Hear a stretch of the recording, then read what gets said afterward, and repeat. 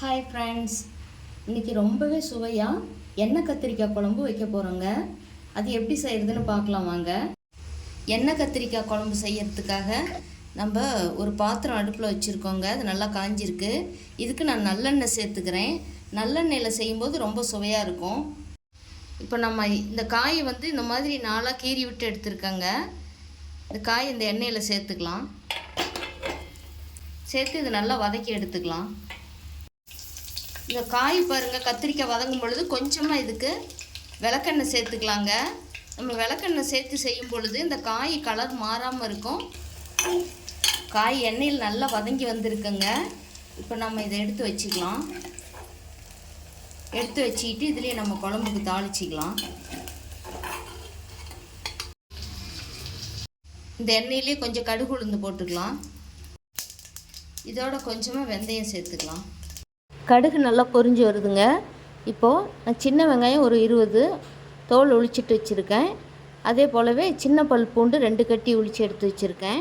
இது வெங்காயம் பூண்டு நம்ம சௌரியத்துக்கு போட்டுக்கலாங்க. இது பெரிய வெங்காயம் இருந்தாலும் போடலாம். சின்ன வெங்காயம் போடும் பொழுது ரொம்ப சுவையாக இருக்கும். இது போட்டு நல்லா கலந்து விட்டுக்கலாம். ஒரு கொத்து கருவேப்பிலை போட்டுக்கலாம்.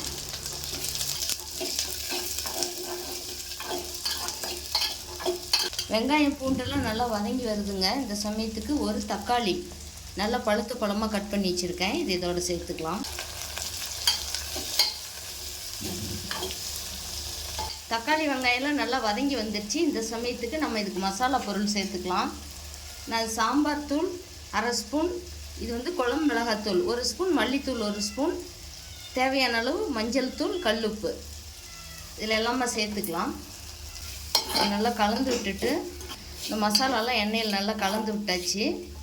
இதுக்கு நான் நெல்லிக்காய் அளவு புளி எடுத்து கரைச்சி வச்சுருக்கேங்க. அது இதோட சேர்த்துக்கலாம்.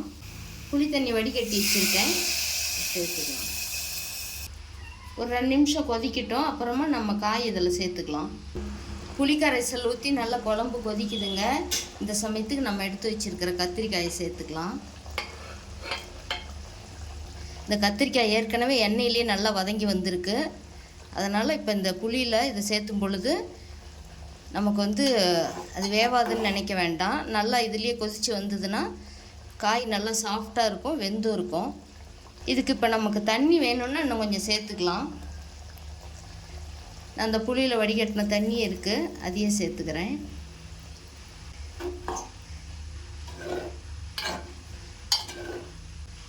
இது கொஞ்ச நேரம் கொதித்து வரட்டும், மூடி வச்சிடலாம். குழம்பு நமக்கு நல்ல எண்ணெய் பிரிஞ்சு வருதுங்க. இந்த சமயத்துக்கு நம்ம ஸ்டவ் ஆஃப் பண்ணிடலாம். குழம்பு ரெடி ஆகிடுச்சு. இது குழம்பு நமக்கு தேங்காய் அரைச்சி ஊற்றாமல் நான் வச்சுருக்கிறேன். ரொம்பவே டேஸ்ட்டாக இருக்கும். கொஞ்சம் போட்டுட்டாவே நம்ம இந்த சாதம் நிறைய சாப்பிடலாம்.